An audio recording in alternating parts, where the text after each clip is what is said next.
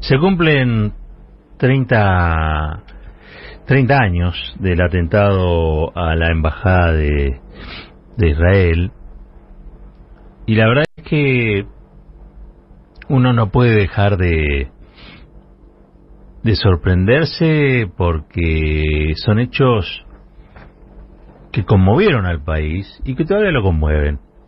Conmovieron al país porque ese día la Argentina recibía en su propio territorio un coletazo de lo que había sido una decisión del gobierno de Carlos Menem, aliado extra OTAN, para participar de lo que se conoció como la Guerra del Golfo, ¿no? Alegremente, con el auspicio de la prensa dominante, aprovechando la oleada de derecha que se pavoneaba en el mundo, la Argentina se sumó con incluso algunas naves militares, digamos, a esta guerra, creyendo que no iba a tener consecuencias. Bueno, las consecuencias están a la vista en dos atentados. El primero, que estamos hoy recordando. El segundo, el atentado a la AMIA. Mucho se dijo sobre en ambos casos, la conexión local, digamos, ¿no? Los elementos en el propio terreno, en el propio territorio, tanto materiales como humanos, para llevar adelante estos atentados con explosivos. Pero también es cierto que todo esto ocurrió en este escenario geopolítico que comentamos.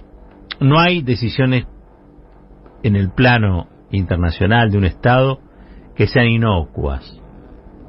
Con eso se gana amigos, se gana enemigos, se gana aliados y también adversarios, muchas veces desconocidos para nuestra propia historia, nuestra propia cultura. Argentina importó en esa decisión de Carlos Menem, a mi modo de ver irresponsablemente, un conflicto que ocurre a miles de kilómetros de distancia de la Argentina y al que permanentemente es convocado a participar, y yo creo que ha sido, lo sigo pensando, lo pensé en aquel momento, lo sigo pensando ahora, ha sido un error enorme. Desde ya que ese escenario geopolítico tiene al Estado de Israel como un Estado que propicia el involucramiento de la nación argentina en un conflicto abierto hace muchos años, donde incluso tiene este Estado un pleito al interior de las Naciones Unidas, ¿no?, sobre cuál es su comportamiento en relación a Palestina, a los pueblos desplazados. Todo eso es de una complejidad muchas veces difícil de abordar, pero no deja de ser una realidad cruel, donde lo mejor que uno puede hacer es propiciar la pacificación y no tomar, en este caso, partido, como lo hizo Argentina en su momento, porque realmente las consecuencias se pagan con vidas, ¿no? Insisto, me parece que son 30 años de una herida lacerante. La embajada de Israel estaba allí en la calle Arroyo. Ahora hay una pequeña plazoleta que recuerda a las víctimas. Fue impactante porque se podía ver imágenes, hubo como un video donde se veía lo que fue la preparación del atentado. Se utilizó una camioneta F100 comprada en una agencia de autos usados en la avenida Juan B. Justo. Entre los escombros aparecieron 141 partes que luego fueron certificadas por la empresa Ford como partes del vehículo fabricado por esa empresa. La camioneta fue comprada con un documento brasileño a nombre de Elías Gribeiro da Luz. El vendedor dijo que el sujeto tenía tonada brasilera y pagó $20.500 por un vehículo que en verdad valía $14.000. La F100 fue estacionada el mismo día del atentado en el parking Dakota, en Juncal y Arenales, muy cerca de la embajada. El mecanismo fue idéntico al que se usó 2 años después en el atentado a la AMIA. Se supone que una célula armó la camioneta con los explosivos, la dejó en Dakota, le pasó el ticket a otra célula de individuo. Esta retiró la F100 y la manejó hasta la delegación diplomática. Como en la AMIA también, los 2 policías que estaban de custodia, curiosamente, no estaban en sus puestos. La camioneta estalló frente a la embajada a las 14:50, dejó un cráter de 4,20 metros de largo, 2 metros 80 de ancho y 1,50 de profundidad.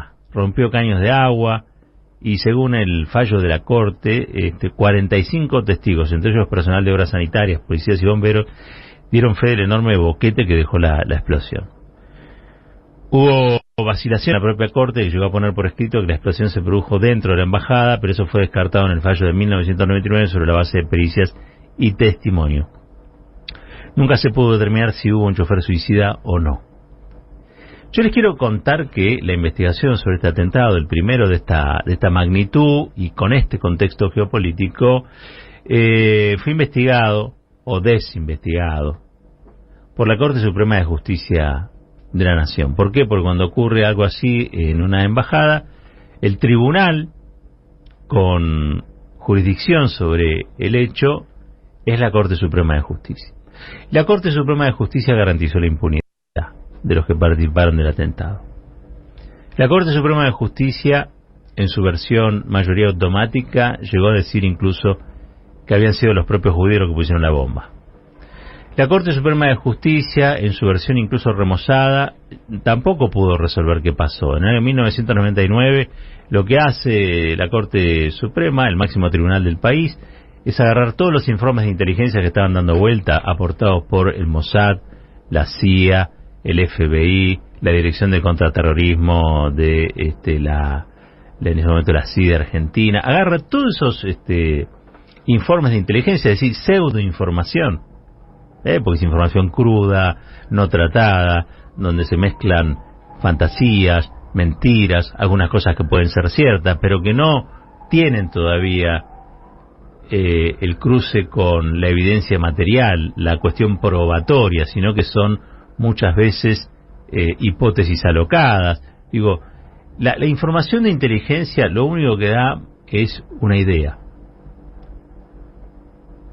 pero no certifica en términos judiciales, como lo exige la prueba judicial, como lo exige un expediente, la recreación de los hechos tal como sucedieron. Hay mucha paranoia en estos trabajos y hay mucho interés geopolítico. Entonces, el Mossad trató de que el atentado fuera responsabilidad de unos y no de otros.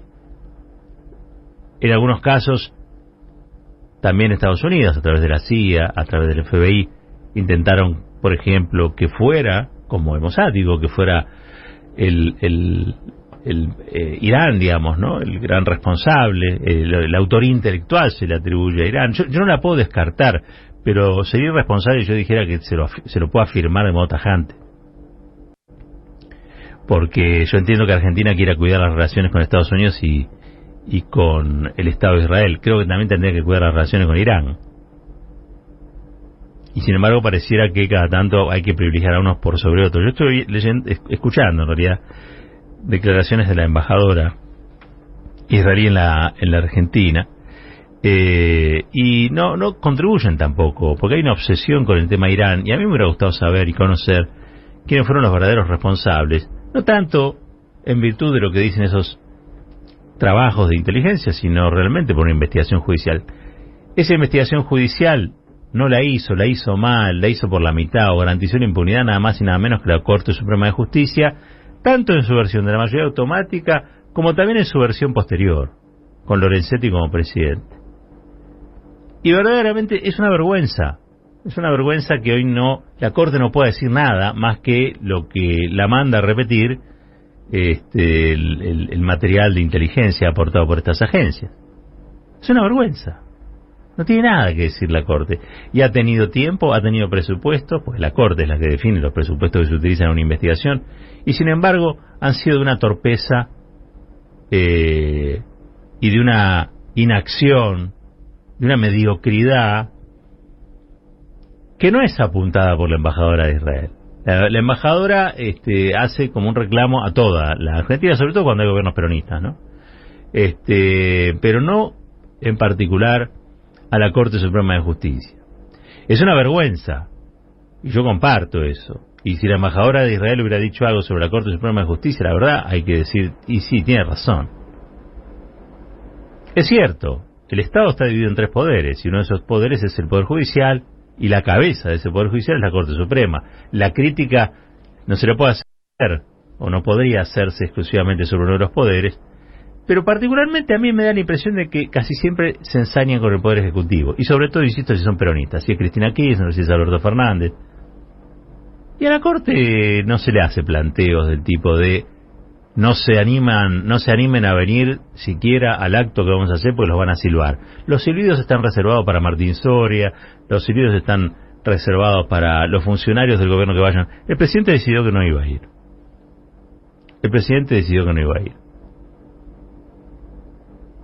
Entre los causales de destitución que alguna vez avanzarán para renovar esta corte vergonzosa que tenemos, seguramente va a estar esto.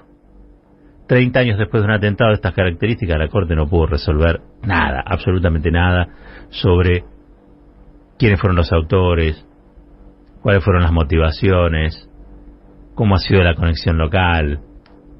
Nada. La Corte hizo copy-paste de todos estos informes de inteligencia y dio paso a un expediente que es recontra voluminoso, tiene miles y miles y miles y miles de fojas, miles y miles y miles de entrecruzamientos de llamados, miles y miles de horas de espionaje telefónico. ¿Para qué? ¿Saben qué? Para nada. Absolutamente para nada. Insisto, entre los causales de destitución, espero que para esta Corte, espero que también esté la Embajada de Israel, el atentado a la Embajada de Israel. Les decía, se cumplen 30 años de este atentado, un atentado que hoy está impune, un atentado que está impune por el mal trabajo de la Corte Suprema de Justicia, y desde ya nos solidarizamos y abrazamos a las víctimas directas, a las víctimas indirectas, a los familiares de aquellos que un día llegaron a trabajar como todos los días y terminaron siendo asesinados, ¿sí?, por un atentado terrorista de esta magnitud, de estas características. A ellos nuestra inmensa solidaridad. A los integrantes de la Corte Suprema de Justicia, ojalá les llegue la hora de la justicia y de dar respuesta y de hacer finalmente su descargo, ¿no?, sobre por qué no pudieron en todos estos años darle a los familiares, a las víctimas, el consuelo, ya no digo de la condena, por lo menos el consuelo de la verdad.